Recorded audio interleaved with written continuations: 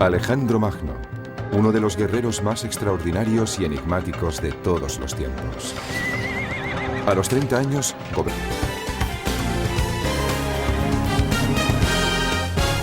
Alejandro Magno, el hombre y el mito. Babilonia, junio del año 323 a.C. Alejandro yace en la cama moribundo, su cuerpo sufre atormentado por la fiebre. Para hallar las respuestas debemos rememorar su fabulosa vida.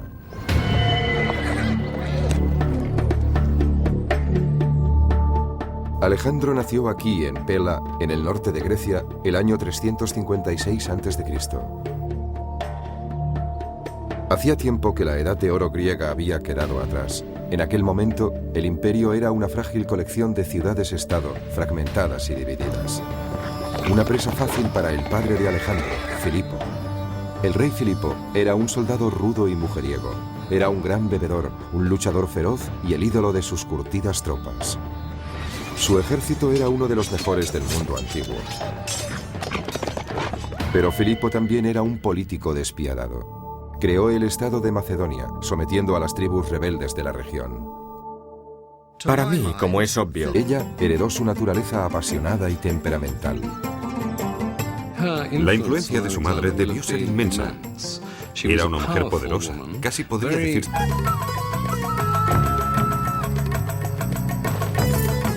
En cierto sentido, Olimpia era tan sobrecogedora e inquietante como su esposo.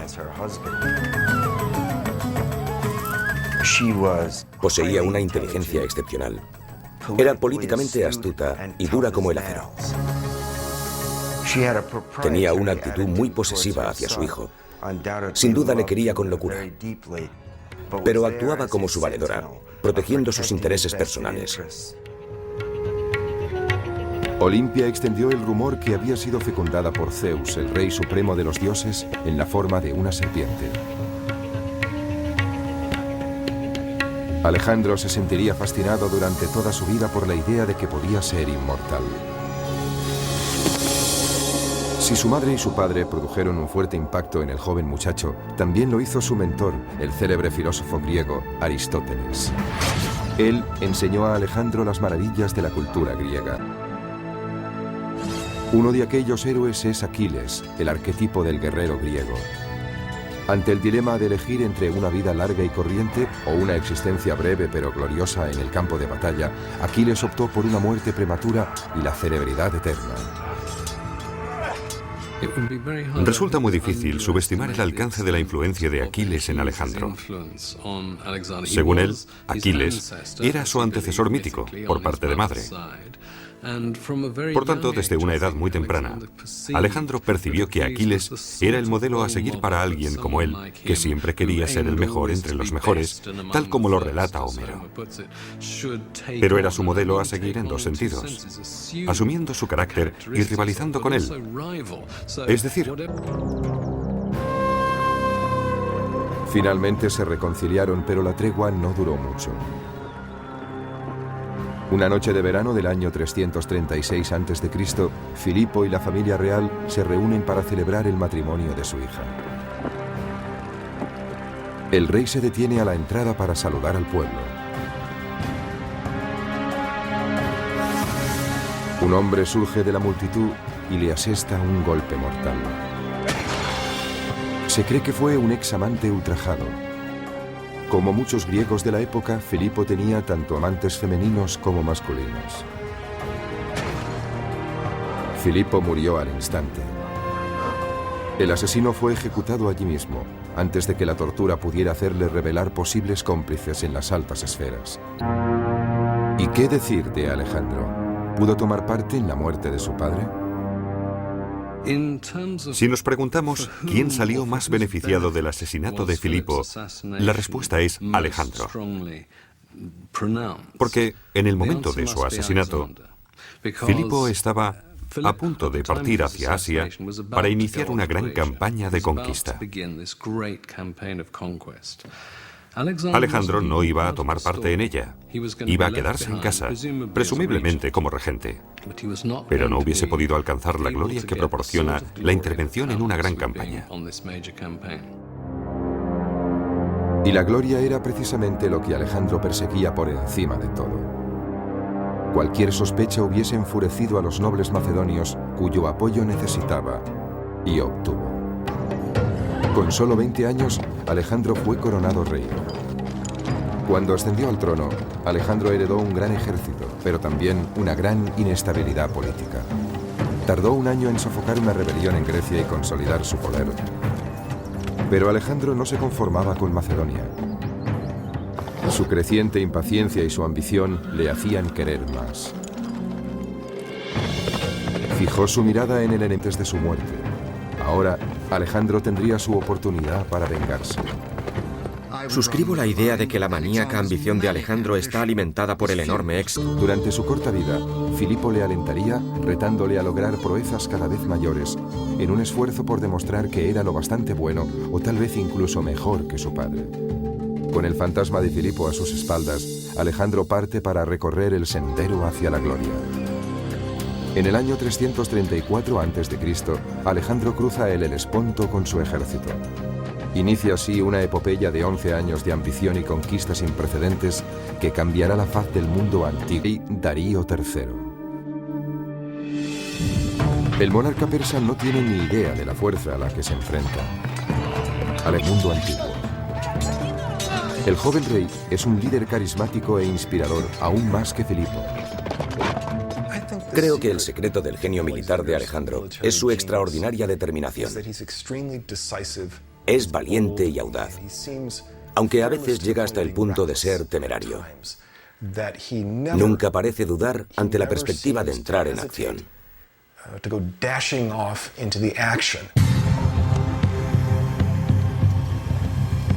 Los invasores marchan hacia el sur hasta Isos, en la actual Turquía.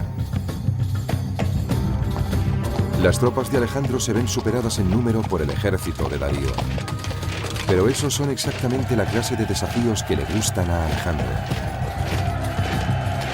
La capacidad de adaptación de Alejandro es el rasgo característico de un gran general.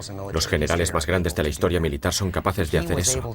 Logró evaluar la situación en un abrir y cerrar de ojos. Después concibió un plan con el que superó obstáculos que parecerían infranqueables a de su enemigo con rapidez. La infantería está protegida por los arqueros, una señal indudable de que Darío no confía en sus soldados de a pie.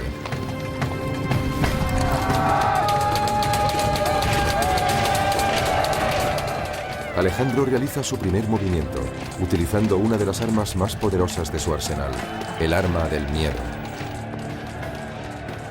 Era algo absolutamente estremecedor. Hacían chocar sus escudos, movían las lanzas. Cruza el río y sube por la otra orilla.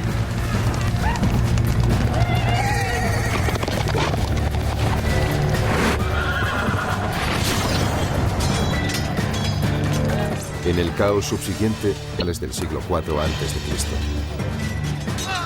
Cuando finalmente Alejandro se encuentra cara a cara. Cuando el ejército persa ve a su gran rey huyendo de esa forma, ¿cuál puede ser la reacción de las tropas? Resulta un impacto psicológico increíble sobre los persas. Desde ese mismo instante, la batalla está ganada. Sin embargo, Alejandro es implacable. Al final del día, más de 50.000 persas yacen muertos. A Alejandro le encantaba matar. Su actividad cotidiana favorita era cazar, pero en su caso, cazar en mayúsculas. Se enfrentaba él solo y desarmado a los leones. Y eso solo lo hacía para mantenerse en forma cuando no luchaba contra otros hombres. Pero detrás de este asesino sediento de sangre hay una mente astuta. Alejandro, al igual que cualquier político actual, es consciente de la importancia de la imagen y la publicidad. Está decidido a convertirse en una leyenda viva. Acompañándole en su expedición se encuentra su historiador personal y asesor político, Calístenes. La misión de Calístenes en la campaña de Alejandro era actuar como agente de publicidad, el Relaciones Públicas oficial. Parece bastante claro que mientras Alejandro iba avanzando, Calístenes se dedicaba a difundir los hechos acaecidos en el frente. Era una especie de corresponsal de guerra incorporado al ejército de Alejandro. Tras la batalla de Isos, Alejandro y su ejército avanzan hacia el sur siguiendo la costa del actual Líbano. La mayoría de ciudades capitulan, pero la isla de Tiro se mantiene firme. La actitud de Alejandro con respecto a la resistencia era someterse o morir. Alejandro comienza lo que se convertiría en el asedio más largo y brutal de su campaña. Cuando finalmente caen las murallas, tras 7 cruentos meses, elimina a 7.000 hombres y esclaviza a otros 30.000. Como lección para otras ciudades que puedan resistirse a la invasión, crucifica a 2.000 guerreros de Tiro. Cuando terminó, permitió que sus hombres dieran rienda suelta a su sed de venganza, matando prácticamente a todos los hombres de la ciudad fortificada. Fue una horrible exhibición de brutalidad, pero también fue de una gran eficacia, porque mostraba a cualquier posible enemigo lo que podía ocurrir si se resistía. Hay mucho que emular de su generalato, pero Alejandro también tenía su lado oscuro. Era brutal y luchaba para alcanzar la gloria. Resiste. El gobernador de Gaza, Batis, se... Alejandro revela su lado más cruel con su castigo a Batis.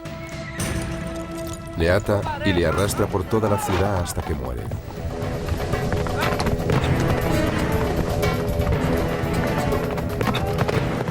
Es una escena familiar tomada de las páginas de la Ilíada de Homero. En ella, Aquiles arrastra a su peor enemigo, Héctor, alrededor de las murallas de Troya. Pero en esa versión, Héctor ya estaba muerto.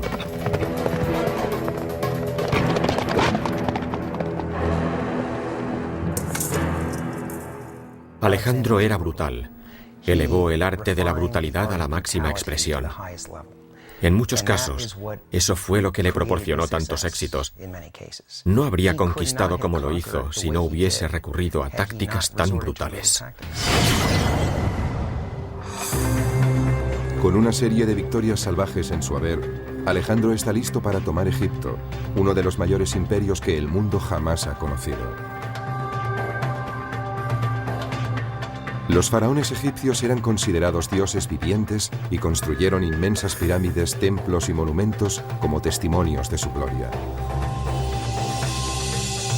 Si los griegos sentían fascinación por la cultura egipcia, Alejandro aún estaba más impresionado y obsesionado por la idea de que un gran gobernante también pudiera ser un dios.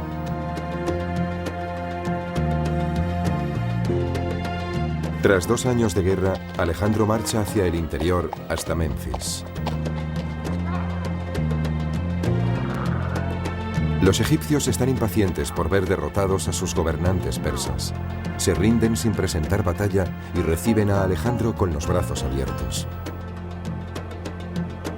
Bajo su reinado, siguen permitiéndose las prácticas religiosas y culturales egipcias. A cambio, los sacerdotes egipcios ofrecen a Alejandro el título de faraón. Estaba a unos 500 kilómetros de distancia. La ruta hacia Siba discurría por una meseta relativamente llana, pero estaba plagada de dunas. El calor durante el día es sofocante y de noche hace un frío espantoso.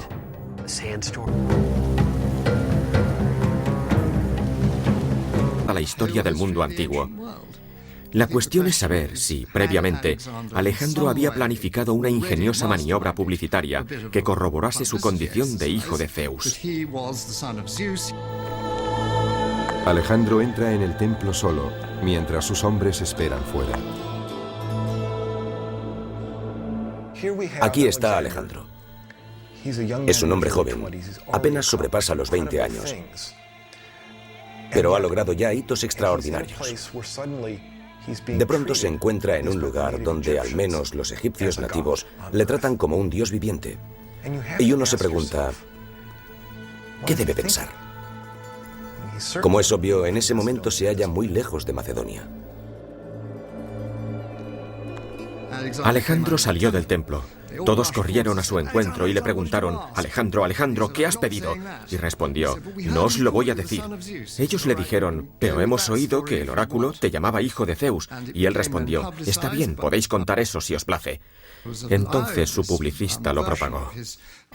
Alejandro autorizó difundir esta versión de su identidad porque me parece que encajaba con sus sospechas previas, posiblemente debidas a las historias de su madre, de que era algo más que humano. A partir de entonces, el leal escriba de Alejandro, Calístenes, denominaría a su maestro un dios en la tierra. Los egipcios confirmarían esa idea, representando su imagen en los muros de algunos de sus templos más sagrados. En Luxor, Alejandro se muestra con los brazos extendidos, adorando a su padre divino, el dios Amón. En octubre del año 331 a.C. se libra una de las batallas más decisivas en las sofocantes y polvorientas llanuras de Gaugamela, al norte de la actual Bagdad. Esta vez, los persas triplican en número a las fuerzas de Alejandro.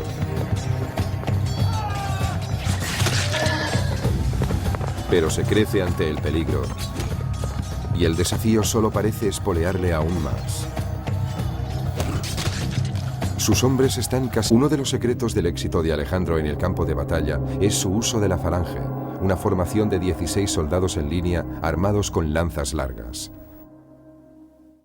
Alejandro utilizaba la táctica del yunque y el martillo con sus falanges. Su propia falange, la infantería macedonia, formaba el yunque y con el martillo, que era la caballería, aplastaba a la falange enemiga. Esta táctica, del yunque y el martillo... Con este triunfo monumental, pero no Alejandro. No hay vuelta atrás. En el año 329 a.C., a esa altitud, el oxígeno es más escaso. Se requiere un mayor esfuerzo para recorrer distancias más cortas. En algunos lugares, el paso es tan estrecho que el ejército marcha en una fila india que se extiende a lo largo de más de 15 kilómetros. El inquebrantable coraje de Alejandro es lo único que mantiene los hombres en movimiento. Si quieres, ¿por qué lo hicieron? Bueno, pues porque tenían unos lazos muy estrechos con él. Pero al final, esos lazos acaban poniéndose a prueba. Con el fin de aumentar su ejército con tropas de refresco, Alejandro recluta a soldados persas en sus filas. Esa resulta una medida muy impopular entre los griegos. Debo subrayar que no fue solo una decisión militar, también fue por cuestiones sociales. Pero al final de la jornada desmontan, se meten en la tienda para beber algo y ¿qué se encuentran? Pues se encuentran con un bárbaro iraní tomando una copa a su lado en su misma tienda. Eso no les gusta, los soldados pueden ser muy racistas. Su resentimiento crece con el oscuro giro que toma el carácter de Alejandro. Cuando el ejército llega a la legendaria ciudad de Samarcanda, se celebra una copiosa bacanal.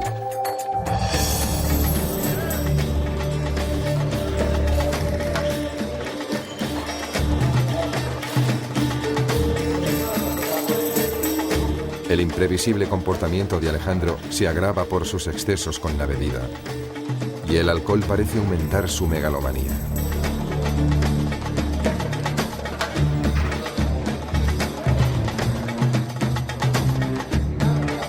Uno de sus invitados es Clito, que sirvió a las órdenes de su padre Filipo y salvó la vida a Alejandro en el campo de batalla. Cuanto más corre el vino, peor es su ánimo. Alejandro comienza a presumir de que sus gestas son mucho más heroicas que las de su padre. Clito escucha indignado en silencio y finalmente grita: «Toda tu gloria se la debes a tu padre». Borracho, Alejandro coge una lanza, mata a su amigo y se derrumba en un mar de lágrimas. Lo que dijo Clito enfureció a Alejandro sobre todo en dos sentidos. Primero, que Filipo fuera mucho más importante de lo que Alejandro quería dar a entender. En otras palabras, la maquinaria propagandística de Alejandro se había extralimitado y él, Alejandro, había sido el causante.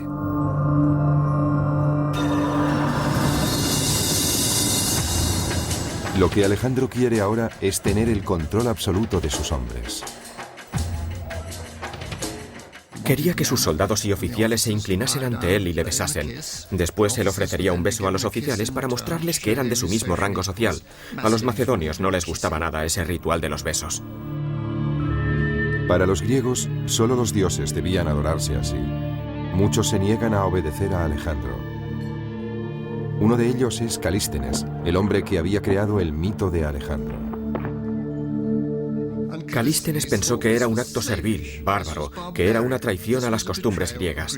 Pensó que Alejandro estaba convirtiéndose en un tirano absoluto, en un déspota. Un despiadado Alejandro ordena la tortura y muerte de Calístenes. Probablemente Alejandro fue víctima de su propio éxito. Tal vez se creyó en exceso su propia divinidad, su megalomanía. Con el tiempo es posible que esos sentimientos...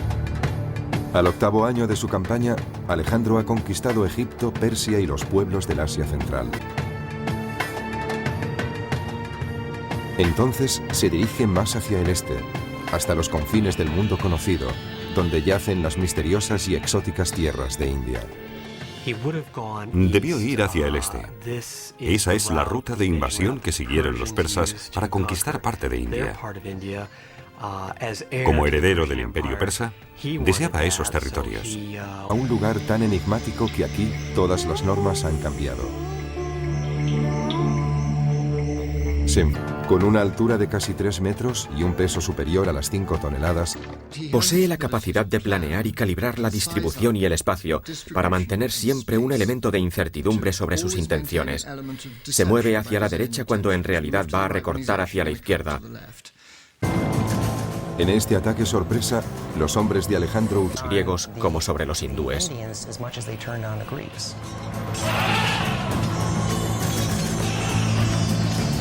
Después de una de las batallas más enconadas de la carrera de Alejandro, el ejército hindú es derrotado y el Rajá se rinde. Pero Alejandro está tan impresionado por la bravura del Rajá que toma la sorprendente decisión de devolverle el reino. De ese modo, la leyenda de Alejandro queda firmemente arraigada en suelo indio. Alejandro Magno sigue vivo en India en muchos aspectos. Los hindúes ven a Alejandro como un gran personaje heroico que impregna toda su percepción de la historia. El legado de Alejandro ha perdurado en casi todo lo que se ha hecho en India. Es bastante obvio en la literatura, la pintura y la escultura hindúes. Las hicieron escultores influenciados por el arte griego. Alejandro estaba...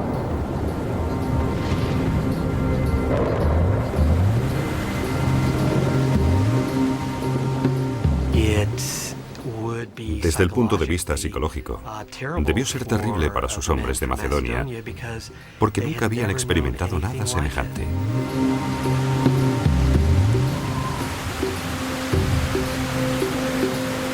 Años, en el punto donde él creía que el mundo acababa en aquella vasta extensión de agua. Debió quedarse contemplando el horizonte y debió hacer un sacrificio a los dioses que le había indicado su divino padre. Entonces debió pensar, de todas formas, Filipo, nunca llegaste tan lejos. Era un egocéntrico, pero qué voluntad, y ellos se niegan a seguirle, pobres de espíritu.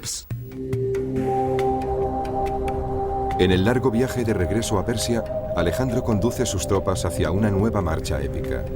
Esta vez por las estériles arenas de uno de los desiertos más áridos de la tierra. ¿Por qué optó Alejandro por esta ruta? Es un misterio. Tal vez para castigar a sus hombres por no seguirle hasta los confines del mundo.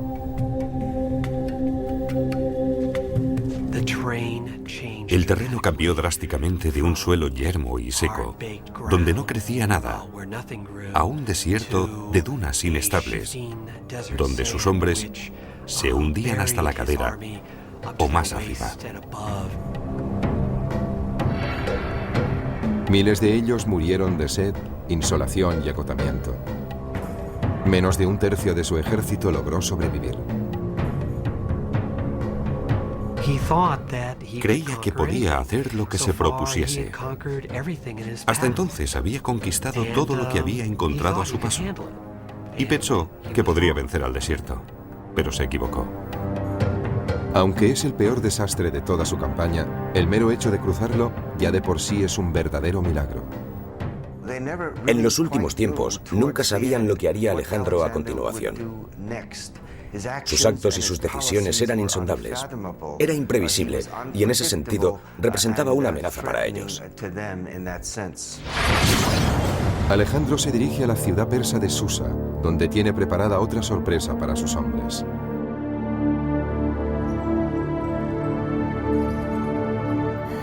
Ordena a casi un centenar de oficiales macedonios que se desposen con mujeres persas. Aquellos matrimonios serían permanentes. Lo hizo para que fecundaran a esas mujeres y produjeran una gran cantidad de niños mestizos macedonio-iraníes que iban a ser los príncipes del futuro. Sus hombres sienten un profundo rechazo hacia esos enlaces, aumentando su resentimiento. Sin embargo, para Alejandro, fundir el occidente con el oriente es un asunto práctico. Él, en persona, se casa con 3 mujeres extranjeras para dar ejemplo. Si quiere gobernar un imperio tan diverso, necesita mezclar las culturas. Y está sentando las bases del nuevo imperio. No el que ha conquistado ni el que trajo con él desde Grecia y Macedonia, sino el nuevo imperio de Oriente Medio.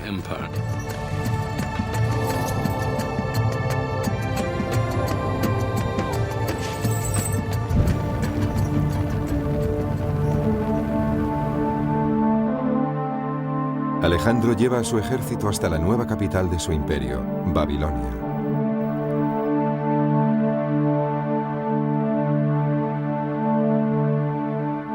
Una calurosa noche, cae misteriosamente enfermo después de una juerga desenfrenada. Sus oficiales macedonios se reúnen alrededor de su lecho de muerte con rostro de preocupación. Al cabo de 11 días febriles, muere a la edad de 32 años.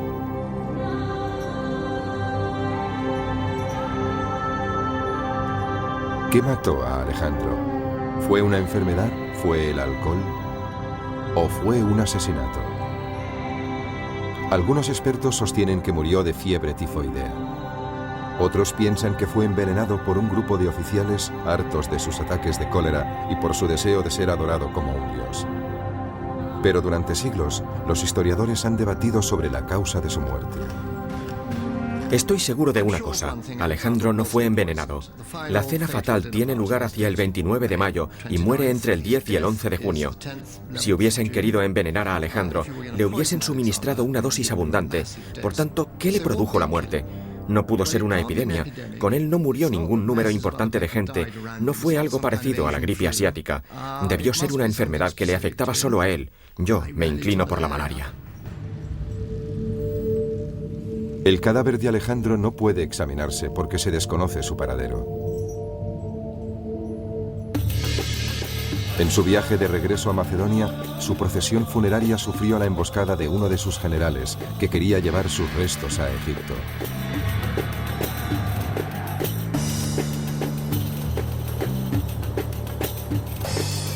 Durante siglos, el cuerpo de Alejandro descansó en la ciudad de Alejandría. Probablemente era una de las reliquias más sagradas del Imperio Romano. Después de su muerte, Alejandro fue adorado como un dios con gran devoción. Julio César vino a rendir homenaje a su héroe muerto. El emperador romano Augusto depositó una corona de oro sobre su ataúd y esparció flores sobre el cadáver. Pero en el siglo IV de nuestra era, algo ocurrió y la tumba desapareció. Desde entonces, la tumba de Alejandro es uno de los santos griales de la arqueología. Algunos expertos creen que pudo ser destruida por la guerra o incluso por un terremoto. Pero hay un historiador británico que tiene una teoría más interesante. Andrew Chuck cree que un mapa del siglo XVI ofrece una pista sobre su paradero. Justo en el centro hay un pequeño edificio que podría ser la capilla, con el minarete de una mezquita detrás, que tiene una inscripción en latín que dice Domus Alexandri Magni, o sea, la casa de Alejandro Magno.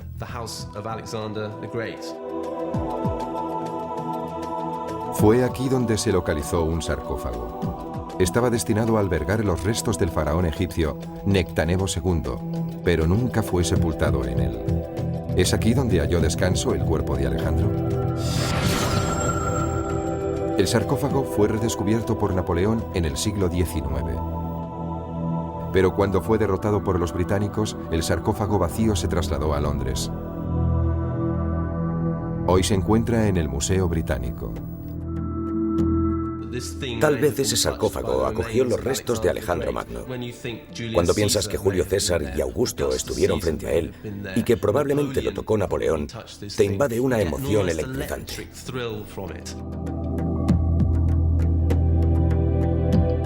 Pero el Museo Británico no acepta la teoría de Chuck. Los restos de ADN que podrían reforzar su hipótesis ya no están ahí. De modo que continúa la búsqueda para encontrar el cadáver del conquistador enterrado en algún lugar bajo las movedizas arenas del desierto. O tal vez, como creen algunos, bajo la ciudad que bautizó con su nombre, Alejandría.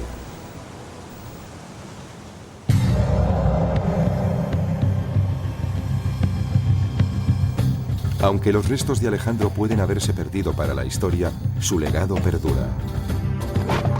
Sus brillantes tácticas de guerra siguen estudiándose en las academias militares.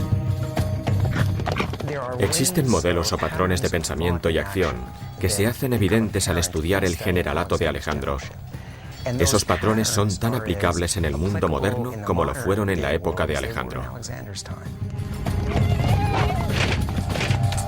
Un comandante en jefe es responsable de miles de vidas y debe poseer visión, disciplina y una confianza absoluta en sus tropas. Alejandro Magno fue un líder carismático que sabía motivar a los hombres durante su larga campaña. Su habilidad para conectar con los soldados le procuró su lealtad absoluta en el campo de batalla.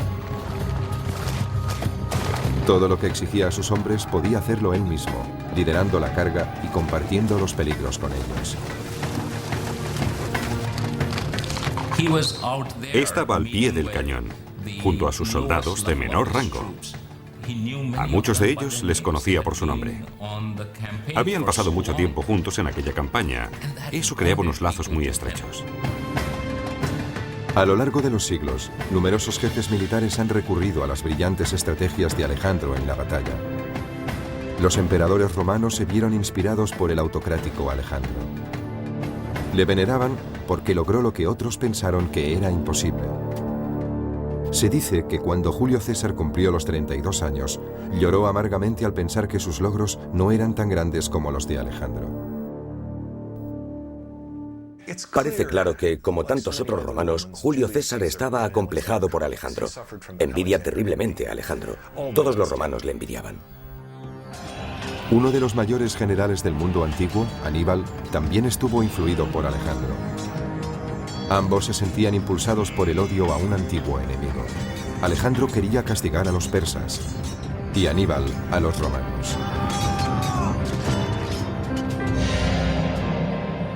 Asimismo, en la Norteamérica de la Revolución, la estrategia militar de George Washington se cimentó en Alejandro.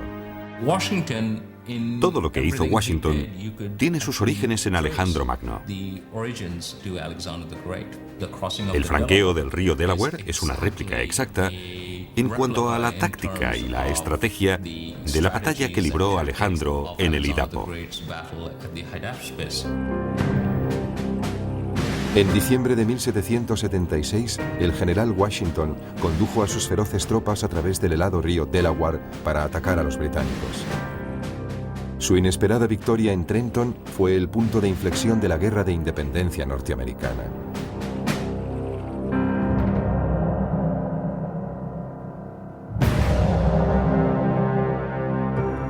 Desde la niñez, el general corso Napoleón Bonaparte sentía fascinación por la leyenda de Alejandro Magno. La implacable ambición de Napoleón le hizo ascender rápidamente en el escalafón militar. Como Alejandro, construyó su poder en una serie de audaces victorias militares. Tan pronto como tuvo ocasión, siguió los pasos de Alejandro viajando a Egipto.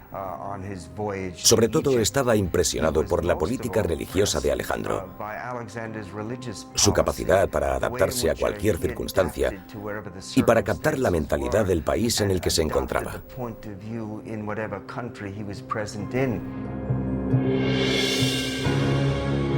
En 1802, el pueblo francés le proclamó cónsul vitalicio, y solo 2 años después, Napoleón fue coronado emperador. Como Alejandro, Napoleón inspiraba una lealtad total en sus hombres. Ambos conocían a sus soldados por su nombre y les recompensaban por su valentía en el campo de batalla. Cuando Napoleón estudiaba la invasión de Rusia, pensaba en Alejandro debido a las grandes distancias que debía recorrer. Pero a diferencia de Alejandro, Napoleón tuvo que enfrentarse a una dolorosa derrota y al posterior exilio. Fuese cual fuese su destino, Napoleón, como Alejandro, estaba convencido de que era un hombre tocado por la providencia. Creía que en la guerra los hombres no valían nada. Sin embargo, un solo hombre podía decantar la balanza. George S. Patton, el general de la Segunda Guerra Mundial, fue un comandante cortado por el mismo patrón que Alejandro. Desde su ingreso en West Point, George Patton admiraba las proezas de todos los héroes clásicos, pero sobre todo las de Alejandro Magno. Existen diversas notas y documentos que indican que Patton deseaba emular la gloria pasada de Alejandro. Al igual que su ídolo, Patton estudiaba a sus enemigos en busca de su punto débil. Entonces concebía la mejor táctica para derrotarlos. Su héroe era Alejandro. Lo que más admiraba de él era la disciplina que inculcó a sus tropas. Patton, como Alejandro, parecía capaz de lograr lo que ningún otro general había podido conseguir. En 1944, un osado Patton llevó a cabo un astuto movimiento de tropas, trasladando a 100.000 hombres del este al norte. Tras recorrer más de 150 kilómetros en 3 días, atacó a los alemanes. Al cabo de 3 semanas de luchas sangrientas, en lo que la historia denomina la Batalla del Bulge, la arriesgada apuesta de Patton dio sus frutos. Patton fue recibido en su país como un gran general, pero se quedó corto en comparación con su héroe, Alejandro.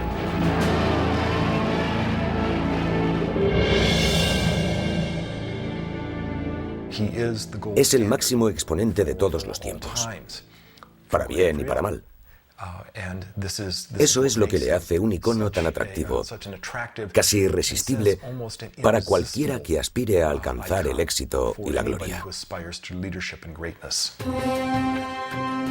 El arte de la guerra solo es una parte del legado de Alejandro.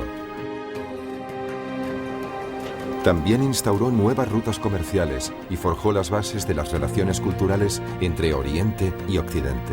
De hecho, lo que hace Alejandro es extender la cultura griega. Las tragedias griegas se representan en lo que hoy es Irán. La filosofía griega se propaga por toda la India hasta Sri Lanka. Se trata de una asombrosa fertilización cultural.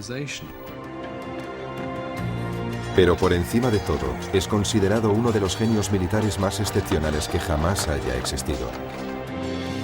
Alejandro Magno se ha convertido en símbolo de ambición desenfrenada y hazañas colosales. Su coraje, su naturaleza intrépida, su espontaneidad, la profunda lealtad que inspiraba, fue un hombre increíble desde todo punto de vista.